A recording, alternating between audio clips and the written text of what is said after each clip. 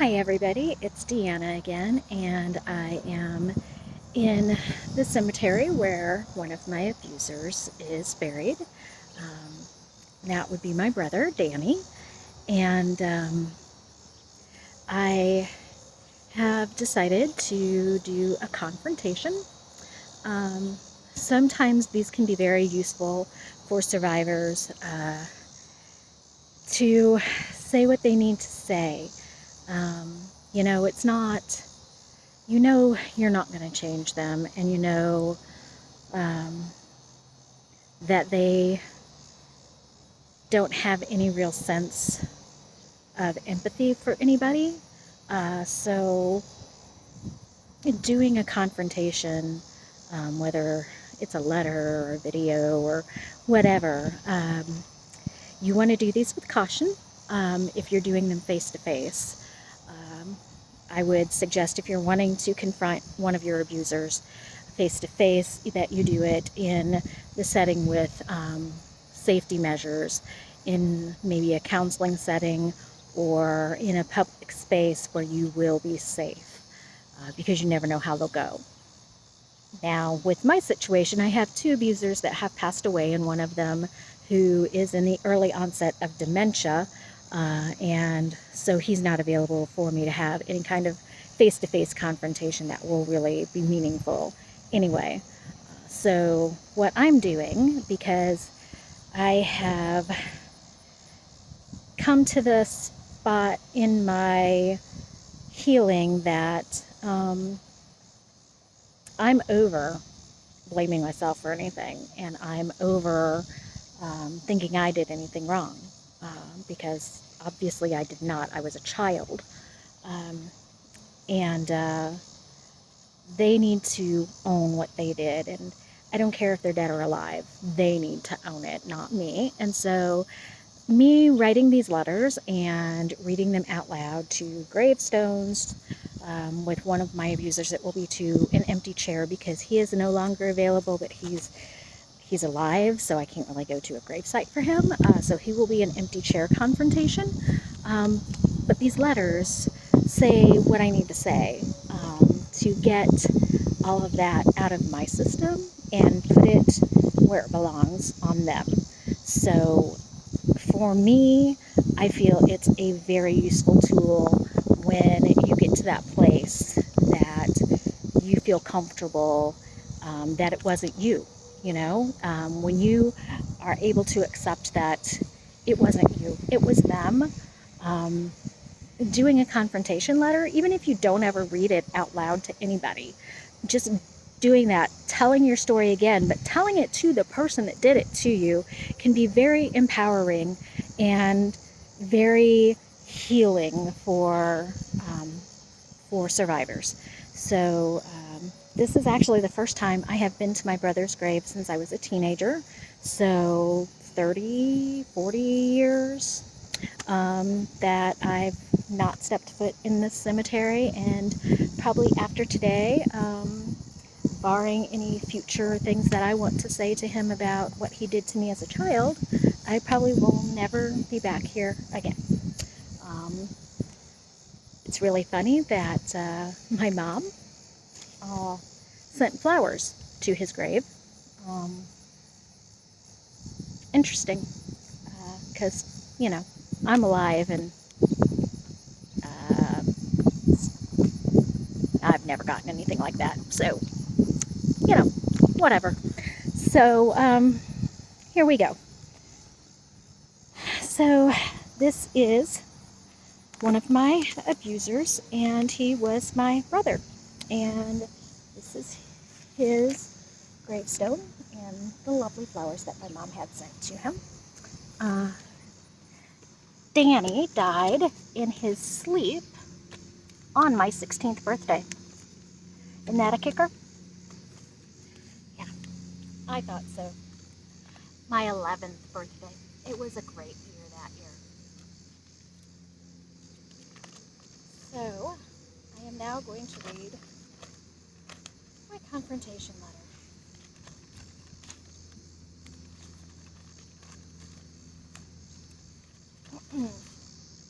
Dear Danny, This May, you would have turned 55. You've been dead longer than you've been alive, yet you still haunt and affect my entire life. To everyone else, you're still a saint, perfect, and an angel. To me, you are still a monster. How could you look at a 3-year-old child and want to perform sexual acts on them, or have them perform sexual acts on you? You were 8 years old enough to know what you were doing to me was wrong. What you did to me set me up for a lifetime of abuse, of not believing I was good enough for anyone, believing the only value I held was sexual. Because of you, I was put on a path of pain, humiliation, guilt, shame, and more abuse. Because of you, I have a bathroom phobia. Because of you and Dad, I am afraid of taking showers and baths. Because of you, I was groomed for Dad to continue the abuse. What did you do to me? You began sexually molesting me at the age of 3. You performed oral sex on me from the ages of 3 to 10. You forced me to perform oral sex on you from the age of 7 to 10. You destroyed any chance I had of developing a healthy view of myself. You destroyed my ability to trust. You forced me to watch you masturbate. You would force me to do these things in the bathroom and in your bedroom. You forced my body to betray itself. Your abuse caused me to hate myself and my body. Your abuse caused me to be too sexually aware at too young of an age. I was an outcast before I even began school. Never did I fit in with family either. Why? Because everyone looked at you and saw perfection. They saw you as the golden child. You could do no wrong, even after you died. Which, thanks for doing that on my birthday, by the way. Everyone still put you on a pedestal. Saint Danny, even after I told some people what you did to me. You know, Mom still won't acknowledge what you did. She believed it about Dad, but not you. She'll tell you it was Dad abusing me all through my childhood and not you. Do you have any idea what it's like when someone forces your body to betray itself? When you know what the person is doing to you is wrong, that the physical pleasure is there too? Do you know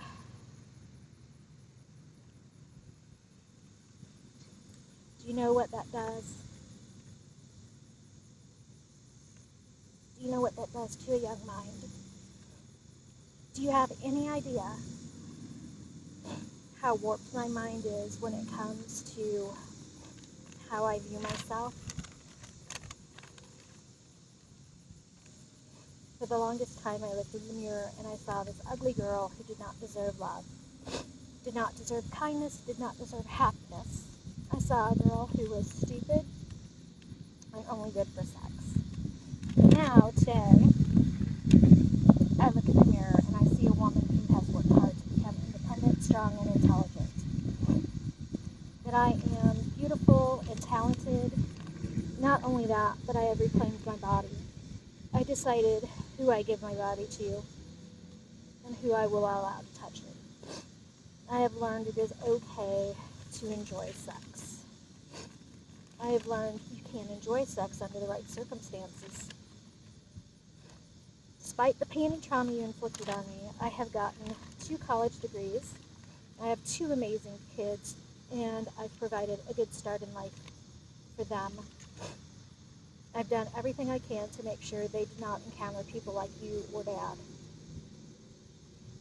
I also have stronger boundaries now. I am also done protecting my abusers. I'm telling my story.